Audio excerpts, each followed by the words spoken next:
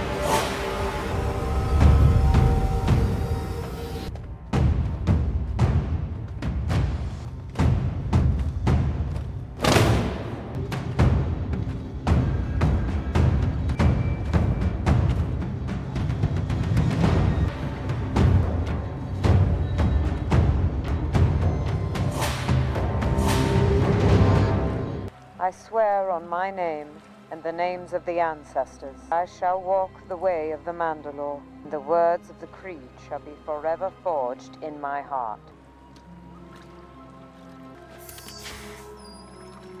This is the way. This is the way.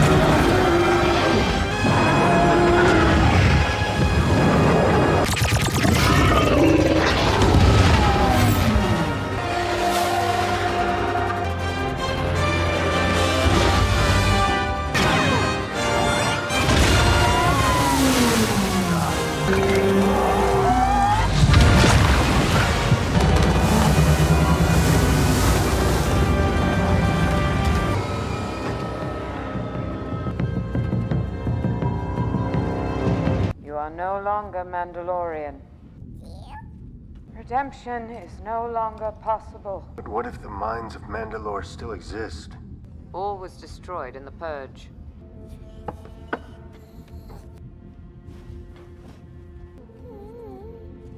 Where did you come upon this? Jawas, who claim to have visited the surface of Mandalore. If I visit the planet and I can bring you proof that I have bathed in the living waters, then by creed, I would be redeemed. This is the way.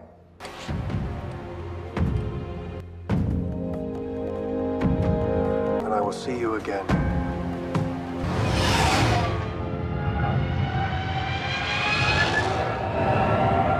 Mandalore's New Dawn isn't just about rebuilding cities or reclaiming mines. It's about three unlikely players, a former lone gunfighter, his tiny green foundling, and a warrior who's failed before but refuses to fail again.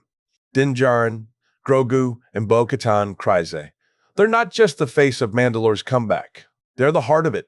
The ones bridging old rifts, rewriting the way, and proving that Mandalorian strength isn't about rigid rules or fancy swords. It's about who you choose to fight for. Djarin, the lone wolf who became a leader and changed the Children of the Watch. Let's be real. Djarin was never supposed to lead anyone. He was the guy who wandered the galaxy, took bounties, and followed the Children of the Watch's rules to the letter. Never remove your helmet, never trust outsiders, always put the clan first. But then he met Grogu, And everything changed. He broke his oath to save the kid. He removed his helmet to bond with him. He chose a foundling over the only family he'd ever known. And you know what? The children of the Watch didn't cast him out. They followed him. That's the magic of Din. He didn't lead with a blaster or a speech. He led with action. When he brought Grogu back to Mandalore, when he fought Imperial remnants to clear a path for refugees, when he said, "We're stronger together," instead of "follow the rules," the children of the Watch listened. They're no longer the closed-off, helmet-obsessed faction they once were. They're out there, helping other Mandalorians scavenge Beskar, training foundlings, and standing with Bo-Katan's clan. Din showed them that the way isn't about being perfect.